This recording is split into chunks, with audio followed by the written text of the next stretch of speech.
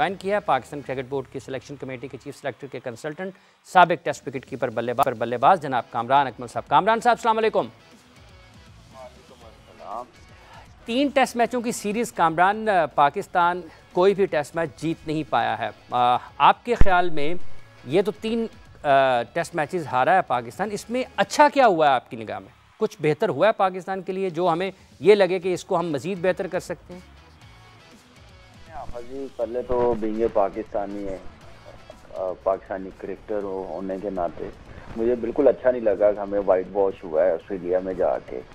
और अच्छी चीज़ हम लोग इस टेस्ट मैच में क्या देख सकते हैं, एक आधे के अलावा हम पिछले कोई 1-1.5 साल से टेस्ट क्रिकेट होम भी अच्छी नहीं खेल रहे थे, तो वहाँ से हमारा चलता हुआ आ रहा है काम। लेकिन हम लोगों ने अच्छी क्रिकेट खेलनी है, हम लोगों को माइंड अपने बेहतर करने पड़ेंगे, पॉजिटिव क्रिकेट खेलनी पड़ेगी और रेड बॉल क्रिकेट को अहमियत देनी पड़ेगी। जब तक आप वाइट बॉल क्रिकेट में लगे रहेंगे तो आपके टेस्ट मैचेस दूर होते जाएंगे। और दुनिया में जितनी बड़ी टीमें हैं ना, वो अपनी टेस्ट टीम बेहतर करते हैं तो बाकी क्रिकेट उनकी बेहतर होती है। तो हमें इस वक्त अपनी टेस्ट की परफॉर्मेंस बहुत बेहतर करने की ज़रूरत है।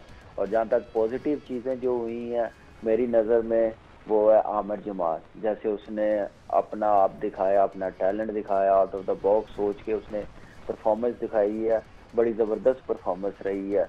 ये चीज़ मेरे लिए पॉजिटिव है। खुरम शहजाद का डेब्यू होना, वो 5 आउट करना, वर्ल्ड क्लास बैट्समैन को आउट करना, थोड़ी सी बेहतर स्किल लगी है। वो इसलिए बेहतर स्किल लगी है कि डोमेस्टिक खेलने हैं, 4 डे क्रिकेट का सीज़न पूरा खेलने हैं।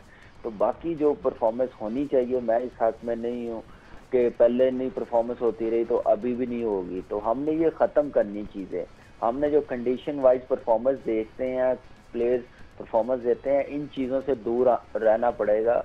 हमें बड़ा सोचना पड़ेगा और हमें बड़ा सोचने के लिए अच्छे डिसीजन लेने पड़ेंगे और टीम को और प्लेयरों को एक मैसेज ज़रूर देना पड़ेगा कि हमने अब इस चीज़ पे नहीं रहना, क्या छोटी टीमों के खिलाफ अच्छा करें। आप देखें सिडनी की पिच जो है वो सिमिलर लाइक एशिया की पिच है, जैसे श्रीलंका में खेल रहे हैं, पाकिस्तान में खेल रहे हैं।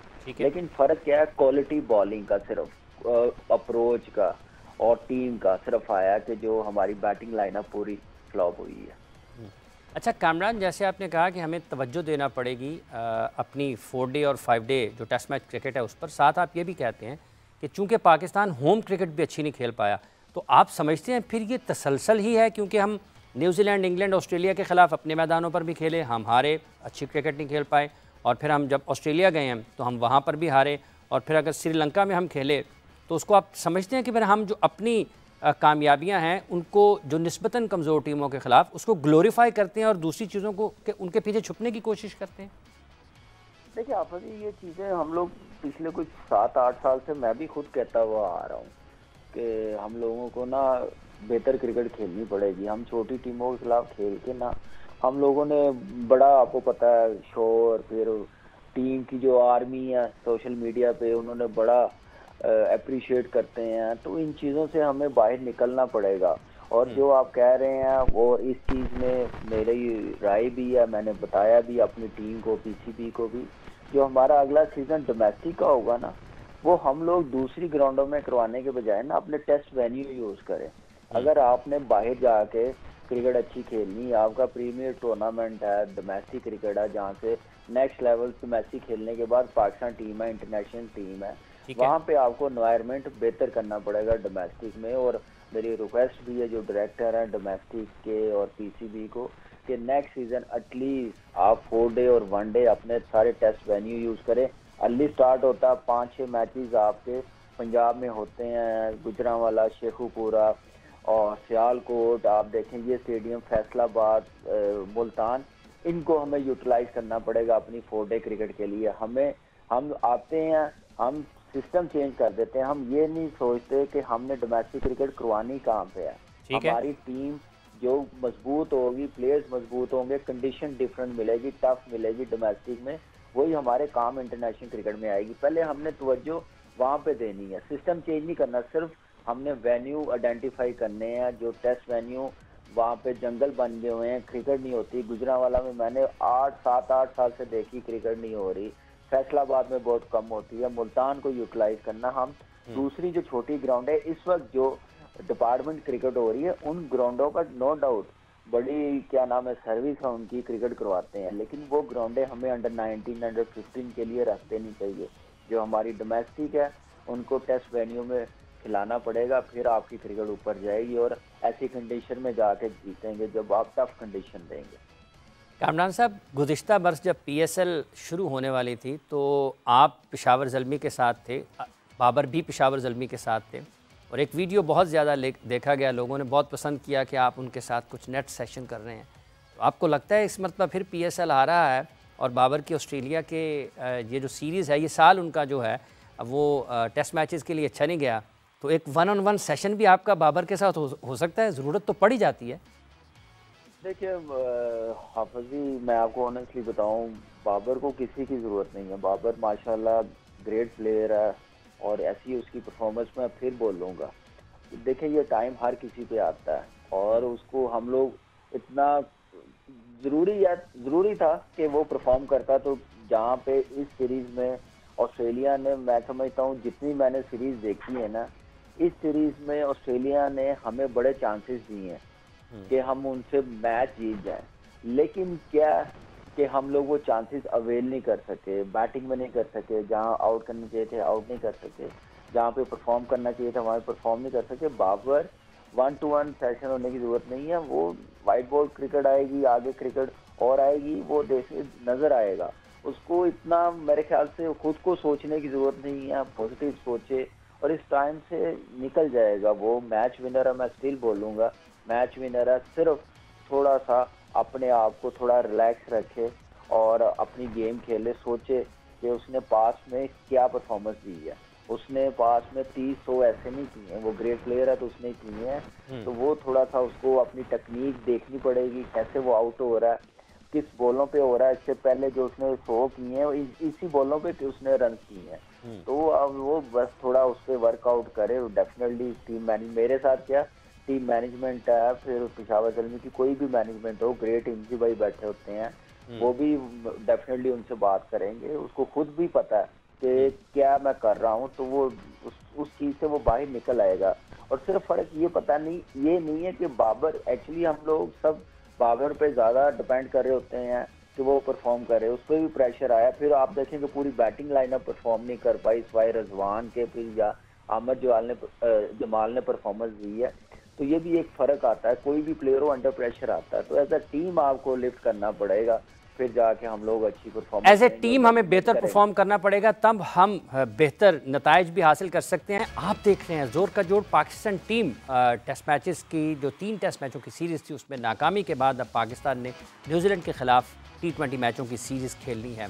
पाकिस्तान की टीम को जो बहुत ज़्यादा तनकीद का सामना बिलखुसूस पाकिस्तान की क्रिकेट में इस वक्त होता है कि शायद ज़्यादा रुझान है पाकिस्तान के प्लेयर्स का T20 क्रिकेट में, इसको बेहतर कैसे बनाया जा सकता है, खिलाड़ियों की तादाद को कैसे बढ़ाया जा सकता है, और दो तीन जो बैट्समैन बड़े हैं पाकिस्तान के जो कि इस सीरीज़ में नाकाम रहे हैं, उनमें हम कैसे उनमें बेहतरी ला सकते हैं। और बिलखुसूस एक जो नुक्ता ये है कि हम एक मौक़े जो हमें मिले हैं, हम उनसे फ़ायदा उठा क्यों नहीं पाए हैं। कामरान अकमल साहब हमारे साथ मौजूद है। कामरान साहब, आप सुन रहे हैं? जी कामरान साहब अभी हमें ज्वाइन कर रहे हैं जी, थोड़ी देर में मुश्ताक अहमद साहब भी हमारे साथ होंगे।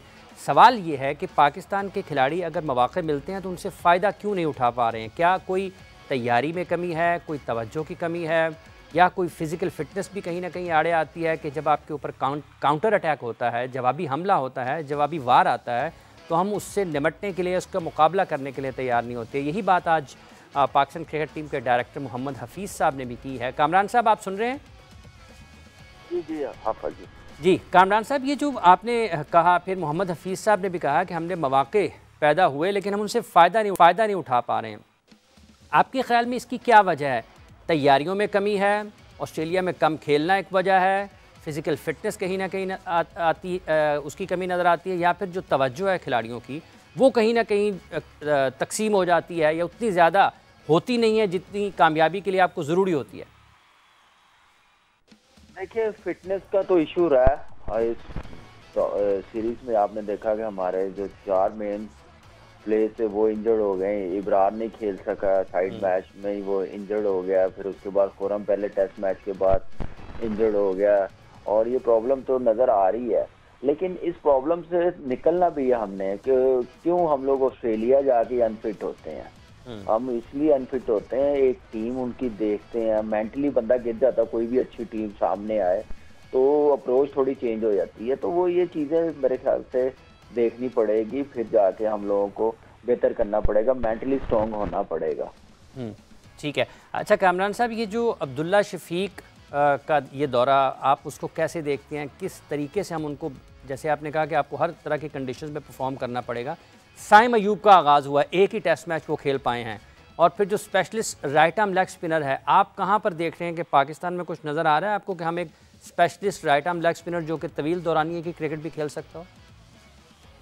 देखिए हाफिज जी, लेग स्पिनर हमारे पास हैं और मैं बड़ा स्ट्रांगली बिलीव करता हूँ, और जिसके 250 आउट हुए हो जैसे लाइक यासिर शाह, उसको हम लोगों को पूरा कॉन्फिडेंस देना पड़ेगा। उस पर इन्वेस्टमेंट हम पाकिस्तान क्रिकेट बोर्ड ने बहुत की है, उसने बड़ी परफॉर्मेंस दी है पाकिस्तान टीम के लिए। मैंने वहाब को भी कहा है और सिलेक्शन कमेटी को भी कहा है कि उससे बात करें क्या वजह वो खेल क्यों नहीं रहा है, उसको हम लोगों ने क्यों इतना साइडलाइन लास्ट 2-2.5 साल से किया हुआ है, मैच विनर है। आप एकदम से ऐसे बॉलर्स को या ऐसे प्लेयर्स को हम क्यों साइडलाइन करते हैं? बाकी भी टीम में किसी की फॉर्म नहीं अच्छी नहीं है तो हम उनको कैरी करते हैं, एक लड़के को क्यों हम बलि का बकरा बनाते हैं? जो भी वजूहत, मैं उस डिटेल में नहीं जाना चाहता।